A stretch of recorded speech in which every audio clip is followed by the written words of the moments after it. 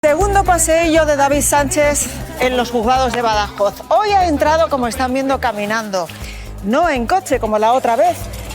El hermano de Pedro Sánchez ha guardado silencio ante la prensa. Solamente ha contestado las preguntas de su abogado. ¿Qué tal está? Muy buenas tardes. La jueza quiere averiguar qué relación tiene David Sánchez con el ex asesor de la Moncloa. Recordarán que acabó contratado también en esa Diputación de Badajoz. Los dos se intercambiaron, de hecho, correos en los que hablaban de la incorporación a su nuevo puesto de trabajo y la jueza piensa que pudo haber ahí trato de favor. Por ese motivo, le ha imputado a David Sánchez otros dos delitos, que son tráfico de influencias, David Ávila, y prevaricación. Sí, Sandra, David Sánchez niega haber influido en la creación de ese puesto. Dice que las conversaciones con el exasesor de Moncloa, que acabó trabajando en la Diputación de Badajoz casi un mes antes de que se publicaran las bases para el puesto, son un malentendido. Además, hoy ha declarado una testigo, una antigua aspirante al puesto de David Sánchez.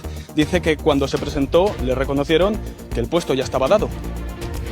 En la Moncloa intentan apagar este incendio causado por la compra de armas a Israel, que le estamos contando esta semana. Quieren desvincular a Sánchez de esa operación diciendo que el presidente desconocía el contrato y que se enfadó al enterarse. Pero la verdad, Lucía Fernández, es que el gobierno ha adjudicado 46 contratos a la industria militar israelí desde que empezó la guerra en Gaza. Bueno, lo que dicen en Moncloa es que aquí no compran armamento a Israel desde los atentados, que lo que hay en marcha son contratos de material, por ejemplo, de autoprotección o de tecnología. Fuentes del gobierno aseguran que Pedro Sánchez desconocía ese contrato que acaban de cancelar y nos reconocen que hay mucho malestar con el departamento que dirige Fernando Grande Marlaska. Últimas horas para despedirse del Papa Francisco. Ven ustedes en directo la imagen de la Capilla Ardiente que ha vuelto a abrir esta noche para acoger a la marea de fieles que han viajado hasta aquí, hasta el Vaticano. La capilla cerrará a las 7 de esta tarde y entonces empezará a prepararse ya el funeral. A lo largo de la tarde llegarán a Roma los primeros mandatarios y hay sorpresas. Hoy sabemos que Joe Biden, por ejemplo, también asistirá al funeral. Se sentará muy cerquita de Donald Trump y se espera que al funeral acudan, Antonio Pelayo, unas 200.000 personas.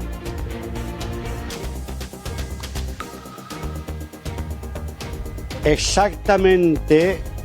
Dentro de 24 horas, Francisco ya estará sepultado en la Basílica de Santa María la Mayor. Pero antes, centenares de miles de personas se agolpan de una forma increíble aquí en la Plaza de San Pedro para rendir todavía el último homenaje, el último adiós a un papa tan querido como ha sido el Papa Jorge Mario Bergoglio. El funeral en Roma se convertirá en una especie de minicumbre en la que se hablará de la guerra de Ucrania. Por primera vez el gobierno de Zelensky se abre a negociar sobre los territorios conquistados por Rusia, eso a cambio de un alto el fuego. Estados Unidos le pide que ceda esos territorios.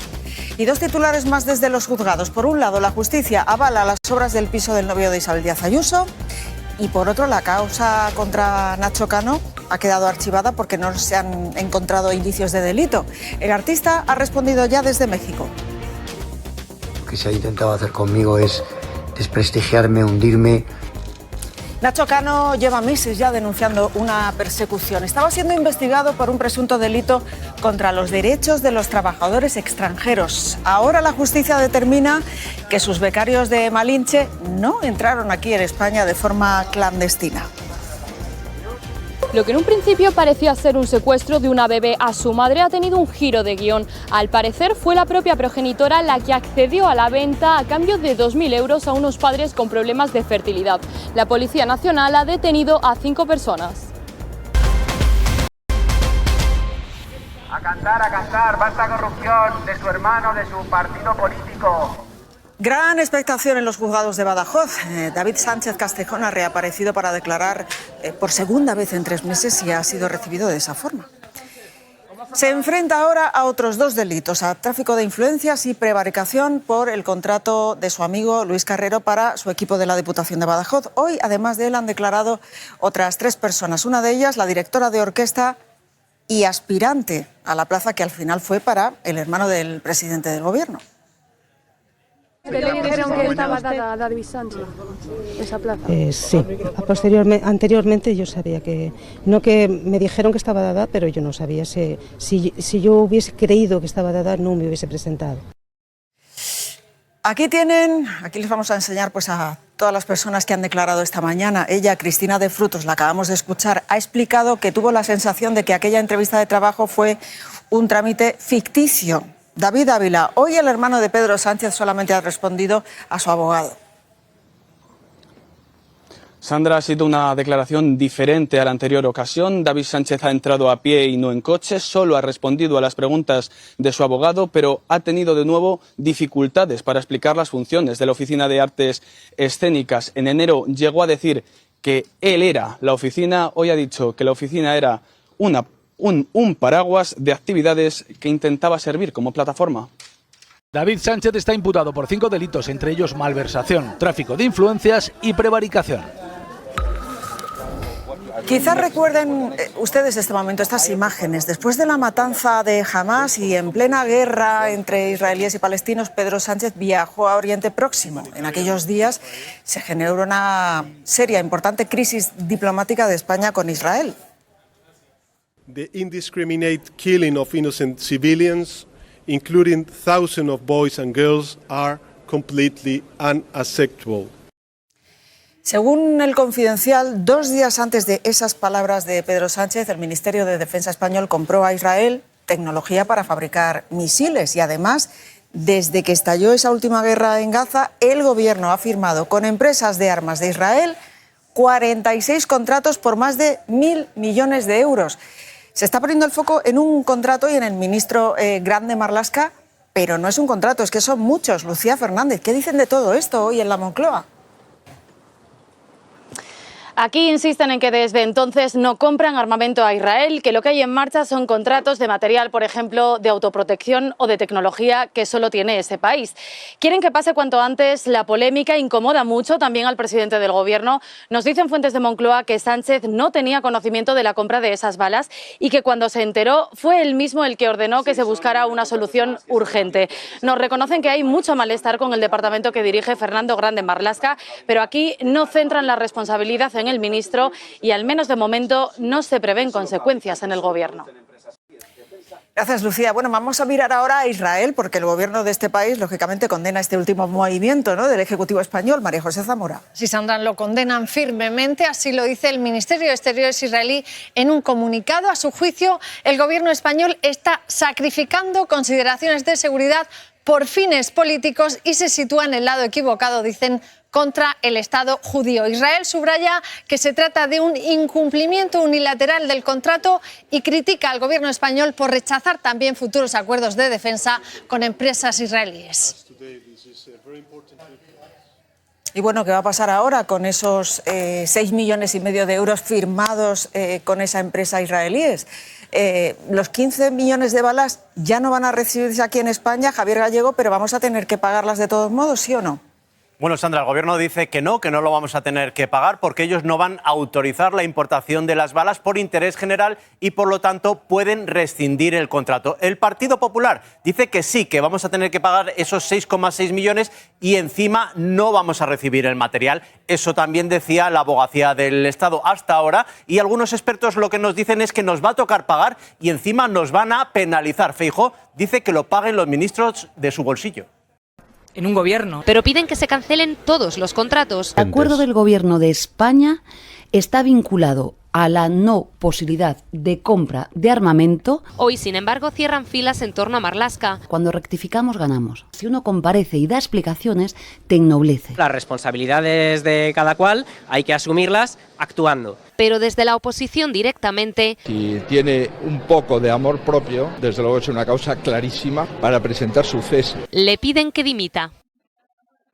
Que él sostenía que no se podía rescindir ese contrato, es verdad, pero también es verdad que yo misma y mi equipo le hemos dado razones jurídicas que permitían, dentro de la legalidad internacional, es decir, el respeto escrupuloso a la legalidad internacional, rescindir este contrato. Vemos que hay pelea a la izquierda del Partido Socialista. Javier, todos sus líderes atribuyen la ruptura de ese contrato con Israel, empezando por Yolanda Díaz. Sí, Sandra, Sumar, Yolanda Díaz, mantiene que son ellos los que han conseguido que se rescinda ese contrato, pero Izquierda Unida dice que fueron ellos los que dieron la voz de alarma, los primeros en denunciar esta compra de balas a Israel. En el fondo de todo esto está el intento de dejar sin espacio electoral a Podemos. Además, Izquierda Unida amenaza con ir por libre a las próximas elecciones si no van los tres juntos. Esta propuesta la van a debatir mañana. Que hay que interpelar a todos aquellos que antepongan sus intereses particulares frente a los intereses colectivos y del país. Sobre esta pelea de la izquierda y sobre muchos más asuntos ha hablado hoy Alfonso Guerra en Espejo Público.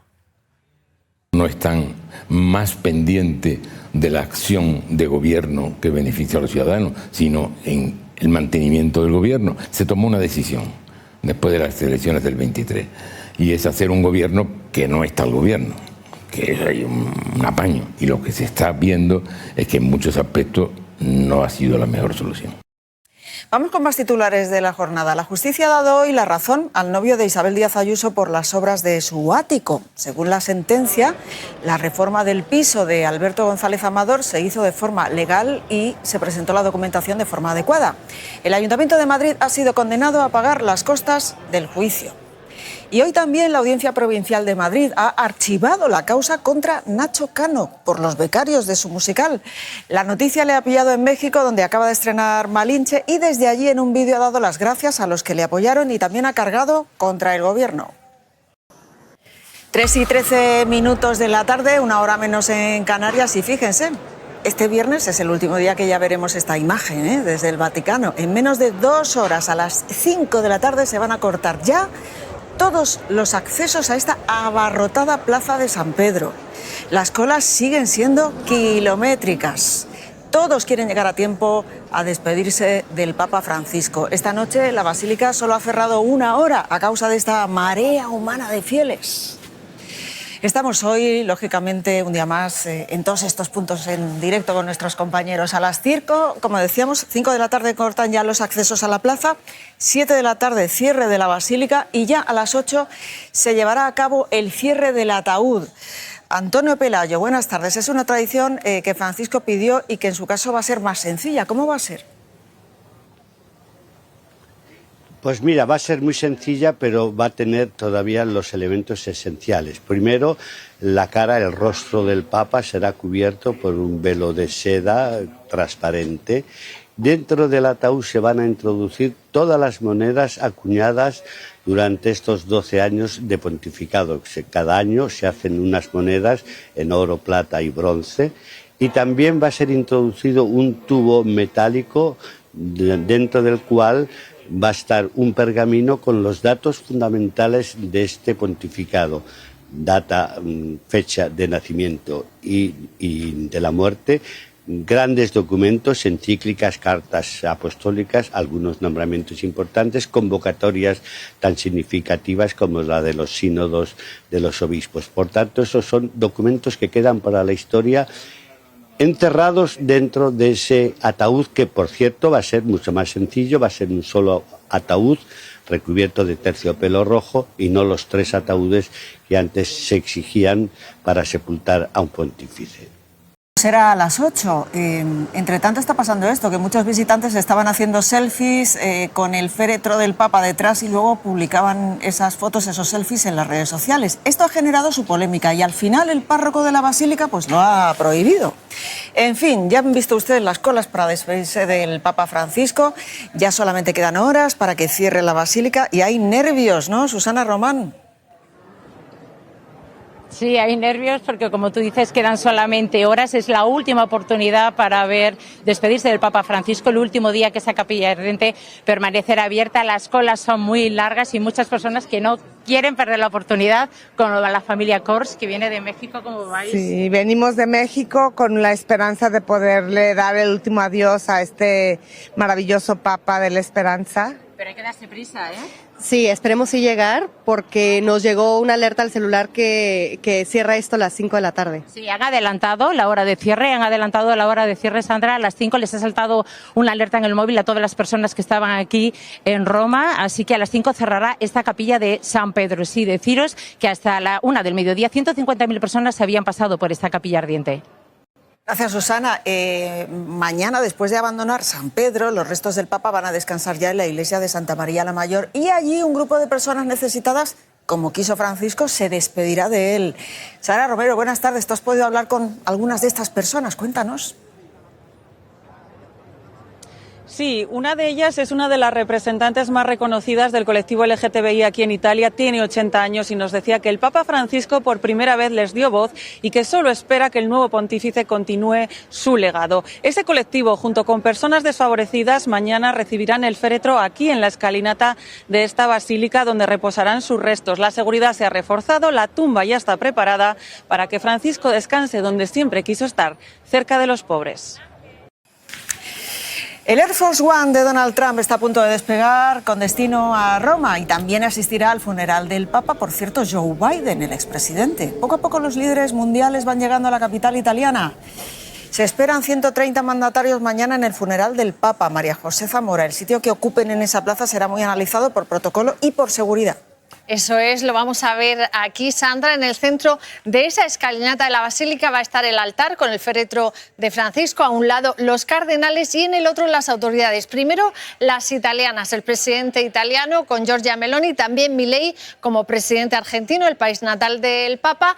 Y seguida la realeza. Primero los reyes católicos, entre ellos los españoles, también los no católicos y detrás ya los jefes de Estado y de Gobierno. Trump podría estar junto al expresidente Biden. Por orden de alfabeto francés, el idioma diplomático, estaría también cerca de Macron y lejos de ellos, no tan cerca, el ucraniano Zelensky. La será máxima en la zona. Estará cubierto por francotiradores desde las terrazas de los edificios. Un despliegue a la altura de un acontecimiento que se seguirá en todos los países. Roma será en unas horas el epicentro del mundo. Están llegando ya allí miles de personas. Solo hoy desde aquí, desde España, Miriam Felipe, despegan cerca de 50 vuelos rumbo a Italia. Sí, Sandra, aviones llenos de turistas y también de fieles que se van directos para Roma. Para que os hagáis una idea, desde este aeropuerto de Barajas saldrán en torno a 15 aviones. A lo largo de toda la mañana hemos estado aquí, hemos podido hablar con diferentes pasajeros y la mayoría nos cuentan que sí que es cierto que tenían este viaje organizado con tiempo, pero una gran parte lo ha organizado todo en el último momento, a contrarreloj y expresamente para poder vivir de cerca la última despedida al Papa Francisco. Después del funeral llegará el cónclave y las casas de apuestas lo tienen claro. Dicen que el próximo papa será el italiano Pietro Parolin o el filipino Luis Antonio Tagle. De Tagle ya conocemos su faceta de bailarín. Vídeos como este se están haciendo virales. Hoy han vuelto a reunirse en Roma los cardenales que elegirán al próximo papa. Puramente humanos. La Iglesia tiene continuidad. Yo creo que ha marcado una ruta y esa ruta conviene que se siga. Hemos escuchado a los cardenales, hemos visto también el pronóstico de las casas de apuestas, pero lo que diga Antonio Pelayo va a misa. Nunca mejor dicho, Antonio. ¿A quién intuyes a día de hoy como próximo papa? Ahora. Mira, es muy difícil, es muy arriesgado, pero vamos a correr ese pequeño riesgo. Efectivamente, el cardenal Pietro Parolin, que es el secretario de Estado, que ha sido secretario de Estado durante 11 años al lado del Papa Francisco, tiene muchas papeletas a su favor por dos razones. Primero, porque él conoce prácticamente a todos los cardenales que van a participar en el cónclave, puesto que ha viajado en los 5 continentes.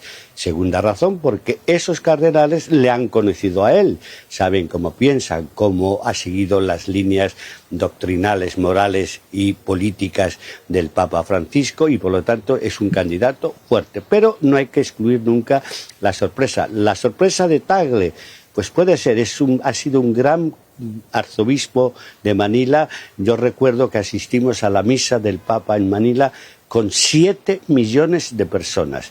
Es un hombre muy afable, muy simpático, muy seguro doctrinalmente. Y lleva aquí, el Papa le trajo aquí a la Curia Romana, yo creo que con la intención de que se habituase un poco a este ambiente complicado, donde hay muchas traiciones o semitraiciones. Yo creo que ha sido una decisión del Papa para que tuviera la experiencia pastoral en su gran diócesis, Manila, y para que tuviera también la experiencia curial. Pero hay otros muchos, demasiados. Al final vamos a hablar de 3 o 4 candidatos y no más. Y cada uno de ellos, para ser papa, tendrá que obtener más de 2 tercios, que en este momento serían 80 y tantos votos. Cifra no nada fácil de alcanzar, para que tengamos cuenta de la dificultad de avanzar un pronóstico. Lo veremos brevemente y tú nos lo vas a contar además. Muchas gracias, Antonio. A lo mejor el próximo Papa ve ya también el final de la guerra de Ucrania. María José Zamora, Zelensky se abre ahora a negociar con Rusia territorios. Sí, pero primero Sandra pide un alto el fuego a Putin y luego se abre a negociar territorio. Hoy el presidente ruso se ha reunido en el Kremlin con el enviado de Trump, Steve Witkoff. Allí cerca de Moscú, por cierto, ha muerto esta mañana un general ruso por un coche bomba. Uno de los mayores escollos sigue siendo Crimea. El presidente americano no cree que Ucrania recupere esa península. Siendo Crimea, el presidente americano no cree que Ucrania recupere esa península. Y ante la guerra de aranceles de Trump, las grandes empresas mueven ficha. Apple se plantea trasladar a la India la producción de todos los iPhone que se venden en Estados Unidos, según el Financial Times. Su objetivo es depender menos de China y esquivar los aranceles. Vamos con más noticias. En Ibiza la policía ha detenido a un hombre que había agredido a su pareja delante de su hijo. Este es el momento. Le habla la policía. Sal con las manos arriba. El presunto agresor se acababa de disparar en la cara con una escopeta. Ella salió huyendo de la casa después de la agresión y se refugió en la casa del vecino, que llamó a la policía. Más imágenes y más historias. El Tribunal Superior de Justicia de Navarra, atención, ha confirmado la rebaja de pena de 1 año a 2 de los condenados de la manada, José Ángel Prenda y Jesús Escudero, y lo hace en aplicación de la ley del solo sí es sí. Ya son 3 las reducciones de condena a la manada. Y bueno, con esta tensión están viviendo los vecinos de Aguadulce, en Sevilla, desde el martes. El martes hubo un tiroteo entre 2 familias y no se sabe si el autor de los disparos está escondido en alguna casa. Menores que no pueden ir al colegio, que no podemos salir ni siquiera a comprar, que es que tiene metralladora, que es que los tiros son de metralladora, con lo que nos ha tirado. Se tropezó con mi marido y le pegó un puñetazo en la cara. Y sin venir a cuento, y muchos insultos. Os vamos a matar, te tengo que matar. La Guardia Civil ha hecho varios registros, pero los vecinos no saben si están seguros todavía. Jonathan Oliva, última hora.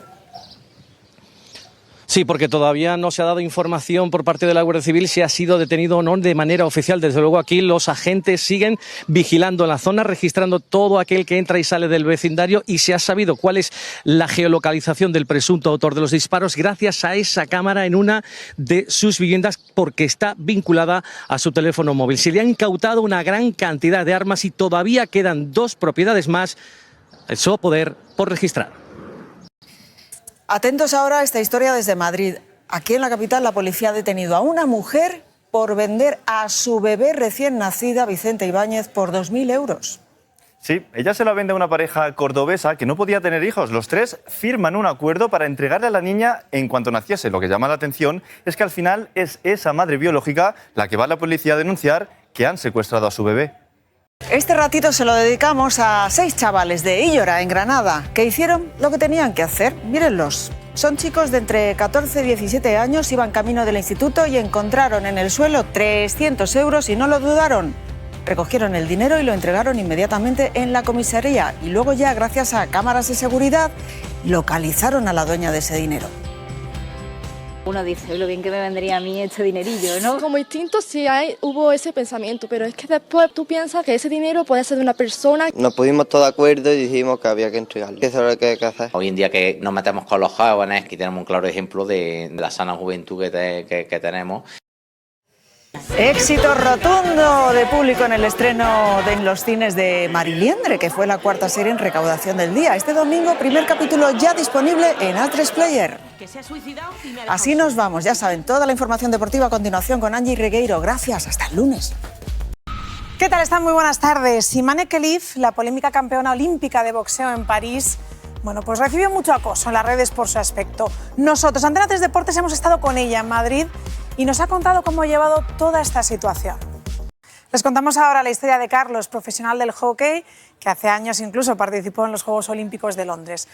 Pues pasados unos años se ordenó sacerdote, pero nos ha confesado que le sigue encantando este deporte. Y esta mañana se ha dado el pistoletazo de salida a las obras del circuito de Fórmula 1 Madrid. 45 años después vuelve la Fórmula 1 a la capital. Han presentado, la verdad, un circuito espectacular.